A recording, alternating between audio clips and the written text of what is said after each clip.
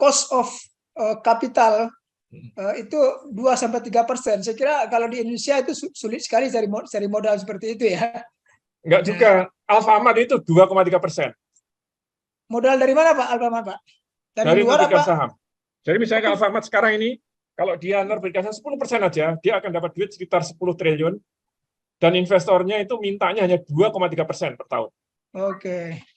Baik, Pak Iman, mungkin bisa teman-teman yang lain barangkali bisa mengajukan pertanyaan, kira-kira bisa memperdalam pernyataan dan penyampaian dari Pak Iman tadi. Pak Badri. Ya, silakan. Assalamualaikum. Waalaikumsalam. Ya. Pak Badri, Assalamualaikum Pak Badri. Saya Pak Yudi nih. Ya, silakan Pak Yudi. Apa kabar Pak Imam? Alhamdulillah Pak Yudi. Siap. Pertama, ada beberapa yang saya ingin komentari anunya Pak Imam. Saya pikir yang namanya korporasi itu tetap ada saham pengendali, Pak. Tetap ada saham pengendali. Karena di Indonesia ini, kita lihat semua yang sifatnya korporasi itu, semua ada pengendali. Contoh yang tadi Bapak berikan contoh. Siapa itu? Transmart.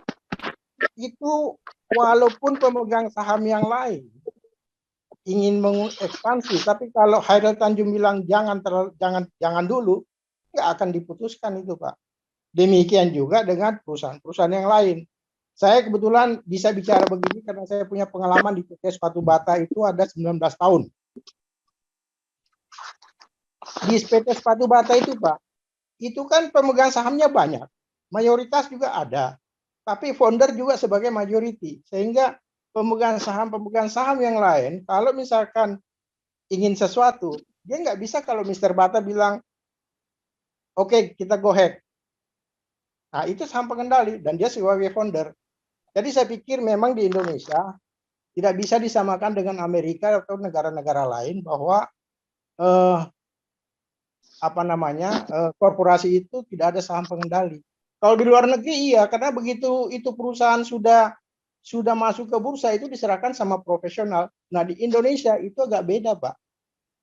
Sebagaimanapun itu diserahkan ke profesional, itu pemilik saham majority masih tetap punya wewenang, punya kekuasaan untuk mengontrol. Itu satu komentar saya. Nah kedua, yang mengenai Bapak bicara mengenai Alfamart. Alfamart itu bukan saja modal dari investor Pak. Bapak tahu, saya kebetulan kenapa bisa ngomong Alfamart? Karena saya buka Alfamart nih di Mampang. Rumah saya itu jadiin Alfamart. Negara ya Pak. Nah, kenapa mereka punya modal modal murah? Karena apa? Semua supplier itu ikut partisipasi untuk menyumbangkan modalnya. Contoh lah, kalau Bapak masuk ke Alfamart, itu tidak akan dibayar 2 bulan, 3 bulan Pak. Pasti 4 bulan, 5 bulan, 6 bulan. Ya kan? Nah, walaupun mereka bilang, Alfamart mengatakan, kelamaan ini tetap saya kasih cover, untuk cover interest. Tapi interestnya berapa dikasih? Pasti dibawa dengan bank waktu dia pinjam. Itu loh Pak. Nah, kemudian saya masuk sekarang ke Muhammadiyah nih. Saya salah satu pendiri Pak, salah satu pendiri itu namanya Sang Surya. Saya Zulfikar, Helmi, siapa namanya istrinya suaminya Ineke. Pami. Kemudian yang direktur di Hotel Sari Pasifik dulu. Helmi Amburin. Ya, Helmi Pak, Helmi. Satu lagi yang satu lagi Bapak orang Aceh yang punya restoran Padang. 5 kami berlima mendirikan Sang Surya. Join sama namanya Eva Rianti, ya waktu itu PT UKM. Karena waktu itu kita punya brand namanya Sang Surya. Tapi ada satu hal yang saya tidak setuju waktu itu. Saya bilang kenapa join sama Eva Rianti, Indofood, ya kan? Halo? Ya Pak, lanjut Pak Ude. Kenapa join sama Indofood? Sehingga waktu kita presentasi ke koperasinya Muhammadiyah, mereka langsung komentari, Pak, apakah tidak ada orang lain? Ya kan? Karena Varianti bagaimanapun walaupun dipakein jilbab, dipakein ini, tetap teman-teman di Koperasi Muhammadiyah itu berkomentar. Emangnya nggak ada orang lain apa? Itu loh Pak. Itu kendalanya. Iya, Saya iya. pernah dalam beberapa bulan yang lalu, saya melihat ada yang mengomentari mengenai merek Sang Surya. Hmm. Ini merek Pak. Merek ini merek Majelis Ekonomi. Dan itu toko satu-satunya yang ada itu yang masih ada sekarang itu di Bandung. Kalau menurut saya itu dibesarkan sekarang. Tetapi satu hal Pak ya, kalau kita Muhammadiyah ini mau main di retail, ini ada salah pemain-pemain retail yang non asing ya. Pemain-pemain retail yang non asing. Kenapa? Selalu mengatakan berpikir buka toko menjadi retail. Sebenarnya retail itu bukan itu kata kuncinya. Kata kuncinya retail itu adalah supply chain Pak. Makanya Bapak lihat retail yang dikelola oleh non asing atau kelompok kita ini itu semua pada mati walaupun disupport oleh pemerintah. Kenapa?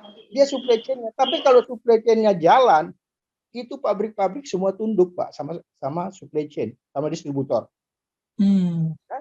Nah, ini yang kita salah. Oleh karena itu, kalau menurut hemat saya sebagai orang praktek, tidak terlalu banyak mengenai teori. Yang harus Muhammadiyah bikin sekarang itu adalah supply chain. Bagaimana di daerah-daerah ini, Jawa Timur, Jawa Barat, kemudian di luar Pulau Jawa ini, bikin satu sentral gudang. Ada satu hal yang potensi untuk Muhammadiyah, yaitu Sumatera Barat. Kenapa? Alfamart, Indomaret nggak bisa masuk. Nah, kalau di situ saja bisa bikin supply chain untuk mengembangkan merek Sang Surya, kemudian itu nanti baru bisa masuk ke Pulau Jawa. Ini sangat potensi, Pak. Gitu loh. Jadi saya berpikir memang banyak sekali peritel lokal yang ya kalau udah punya 1 toko, 2 toko, 3 toko seperti tadi yang di Surabaya udah merasa enjoy, udah merasa senang, ya kan? Tetapi sebenarnya kalau seperti Muhammadiyah, begitu brand sudah ada, itu orang pada datang, Pak. Pabrik-pabrik itu pada datang minta masukin dong barang saya, karena kita ada potensi market, potensi pasar yang sangat kuat, ya kan? Nah itu yang nggak ada. Mumpung oleh karena itu, saya juga pernah dengar bahwa NU bikin itu Numart, nggak jalan. Pokoknya poinnya itu adalah supply chain, bikin dulu yang besar. Tahu Pak, sejarahnya Alfamart berdiri ya. Sejarah Alfamart berdiri itu yang dia bangun 6 tahun itu adalah supply chain. Karena begitu supply chain-nya jalan, buka toko itu gampang. Begitu ada garasinya Pak Padri misalkan lowong, mau nggak buka toko Alfamart? Kalau mau franchise, saya kasih harga murah. Nah, begitu dibuka toko dengan franchise begitu, di sebelahnya itu dia buka toko milik Alfamart sendiri. Makanya kalau Bapak lihat, kenapa Alfamart ada dekatan? Karena satu franchise, satu milik Alfamart. Karena dia tes market. Gitu loh. Jadi saya pikir itu Pak Imam, Bapak-bapak, saya kebetulan tidak aktif lagi di Majelis Ekonomi, tapi saya tetap ikut memonitor JSM, khususnya dengan Ustadz Pak Bambang, ya, tetap saya ikut partisipasi dan komentar saya yang terakhir, barangkali justru Sang Surya itu dibesarkan, karena itu mereknya Majelis Ekonomi. Kemudian nanti pengelolaannya diserahkan sama siapa, PT atau siapa gitu. Saya pikir itu Pak Moderator, Pak Imam. Baik, terima kasih Pak Yudi. Sharing pengalamannya Pak Yudi ini memang pengalaman pernah di Bata, kemudian pernah di Giant juga Pak ya, di Hypermart dan seterusnya. Silakan Pak Iman, mungkin ada ini pandangan lain. Jadi memang kalau tadi saya sampaikan, kalau yang melakukan proses korporatisasi itu memang bukan perusahaan Indonesia. Indonesia pada umumnya proses korporatisasi itu nggak berjalan, atau berjalan tapi kemudian berhenti. Sebenarnya rupa sehingga memang betul kalau di Indonesia bisa dikatakan semua perusahaan itu dengan pesan pengendali. Nah, pertanyaannya adalah apakah itu bentuk yang ideal? Bentuk yang ideal atau tidak itu bisa dilihat di pasar, di persaingan. Jadi misalnya begini, Maybank itu masuk ke Indonesia dengan sekali gebrak itu langsung punya 2.300 titik layanan cabang. Dan sebaliknya, Bank Mandiri itu buka satu kantor cabang saja di Kuala Lumpur, susahnya setengah mati. Kenapa? Ini beda. Maybank pikirnya korporatisasi, Mandiri tidak. Mandiri masuk ke Malaysia itu dengan buka cabang. Sementara Maybank masuk ke Indonesia dengan akuisisi BII. Sebelum menjadi Maybank, BII sudah punya 2.300 titik layanan, 2.300 cabang. Begitu diakuisisi, ya otomatis Maybank langsung punya 2.300 titik layanan. Karena kita tidak paham itu, kemudian protes. Banyak protes begini, Malaysia tidak reciprocal. Indonesia buka satu cabang Bank Mandiri aja susahnya setengah mati. Sementara kamu di sini langsung punya 2.300 cabang. Nah, apa yang terjadi? Karena Bank Mandiri korporatisasinya berhenti. Sementara Maybank sampai dengan hari ini dia jalan terus, tidak ada pemegang pengendali Maybank itu. Nah, kenapa kok tidak ada bisa mengendali jadi bisa seperti itu? Karena dia kerjanya apa? Terus-menerus menerbitkan saham. Jadi misalnya kalau kita pelajari katakanlah Boeing gitu ya. Boeing itu ya dulunya 100% sahamnya dipegang oleh keluarganya Pak Boeing. Kenapa? Pendirinya Pak Boeing. Tapi pertanyaannya, kok sekarang ini tidak ada lagi nama Pak Boeing sebagai 100% pemegang saham? Bukan karena Pak Boeing menjual sahamnya, nggak pernah terjadi keluarga Pak Boeing menjual saham. Itu terjadi karena Boeing terus-menerus terbitkan saham dengan harga yang makin lama makin mahal. Jadi misalnya saya beri narasi, Pak Joko Susanto pendirinya Alfamart, itu ketika Alfamart berdiri, bayar satu lembar saham itu Rp10. Total yang disetorkan itu 215 miliar Pak Joko Susanto itu. Nah, kemudian perusahaan itu terus-menerus terbitkan saham setelah menemukan formatnya tadi. Jadi dia setelah punya rumus bikin grade itu caranya begini, ukurannya begini, itemnya ini, tinggal copy and paste. Begitu tinggal copy and paste dengan tingkat kegagalan rendah, yang dilakukan apa? Terbitkan saham terus-menerus. Sedemikian rupa sehingga hari ini Pak Joko Susanto itu sahamnya nilainya tetap 215 miliar secara legal, secara namanya par value ya, secara akta. Tapi sekarang ini kalau kita perhatikan, prosentasenya turun menjadi 52% dari 1100. Bukan karena Pak Joko menjual sahamnya, enggak. Karena Alfamart sudah menerbitkan hari ini secara par value, investor baru itu bayarnya juga 410-an miliar karena dia 48%. Tapi yang dibayarkan kepada Alfamart itu jauh lebih besar daripada dibayarkan oleh Pak Joko. Hari ini kalau Alfamart menerbitkan saham baru, investor itu walaupun secara akta hanya ditulis Rp10, bayarnya itu Rp2.000 lebih. Artinya apa? 200 kalinya Pak Joko. Sehingga hartanya Pak Joko yang semula secara dan sampai hari ini secara legal nilainya hanya 215 miliar itu, kalau hari ini dijual saham itu nilainya lebih dari 50 triliun. Nah, jadi orang itu disuruh milih tetap seperti Sakinah 100%, tapi dari 30 gede nilainya paling nggak sampai 1 triliun, atau 52%, tapi dari 17.000 gede nilainya lebih dari 50 triliun. Pilih mana? Mau nggak silakan. Mau gaya Indonesia tetap 100%, mau gaya seperti Barat, mau nggak itu pilihan aja. Cuma nanti kalau ekonomi juga saya Alfamart, jangan marah-marah. Cuma gitu saja. Alfamart itu misalnya, kalau tadi ngomong supply chain, salah satu pemasoknya Alfamart itu adalah sari roti. Pertanyaannya adalah, siapa yang lebih menentukan aturan main antara Alfamart dengan sari roti? Nah, lihatnya begini. Bagi Alfamart, sari roti itu pemasok. Berapa persen kontribusi sari roti terhadap total pasokan Alfamart? Itu 0,5%.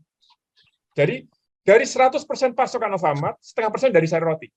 Nah, dalam kacamata sari roti, berapa kontribusi Alfamart terhadap omset penjualan sari roti? Kita baca laporan sari roti, itu 30%. Nah, maka kalau kemudian mereka itu nego, berapa lama pembayarannya? Kata sari roti, menurut SOP kami 1 bulan harus dibayar. Kata Alfamart, menurut SOP kami 5 bulan baru dibayar. Pertanyaannya, nurut siapa? Gitu. Nah, kalau sari roti ngotot, enggak, kalau enggak 1 bulan saya enggak suplai. Kata Alfamart, enggak usah suplai, kita akan kehilangan omset 0,5%. Nah, tapi kata sari roti, kalau aku enggak suplai di Alfamart, kita kehilangan omset 30%. Pertanyaannya adalah, siapa lebih kuat nanti? Ya pasti Alfamart lebih kuat. Itulah kekuatan supply chain. Nah, kenapa kok Alfamart gerenya banyak? Karena dia terus-menerus copy and paste gerai itu dengan kecepatan super tinggi. Jadi dalam 1 tahun rata-rata dalam sekian tahun terakhir ini Alfamart copy and paste gerai itu dengan kecepatan lebih dari 6 kali laba. Dia rata-rata 6,5 kali laba.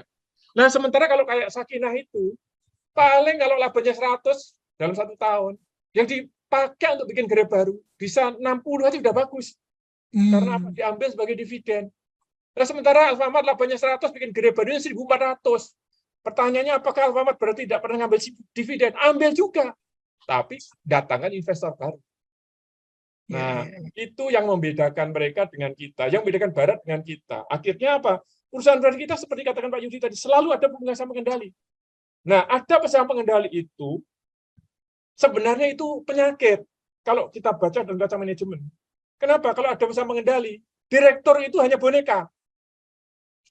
Jadi misalnya, direkturnya Pertamina Bunika itu hanya seperti tukang bikin proposal. Siapa yang ambil keputusan? Ya Pak Jokowi sama Pak Menteri BUMN.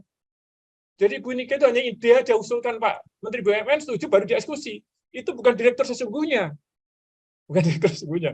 Kalau direktur sesungguhnya, direktur itu bisa ngambil keputusan bebas apapun, sepanjang nilainya tidak lebih dari 50% ekuitas. Itu undang-undang PT kita. Dan di negara-negara juga kayak begitu. Jadi misalnya ekuitas Pertamina itu kan hampir 1.000 triliun. Kalau keputusan itu tidak sampai 500 triliun, Bunika tanda tangan sendirian, nggak usah minta izin Pak Jokowi, nggak usah minta izin Pak Menteri.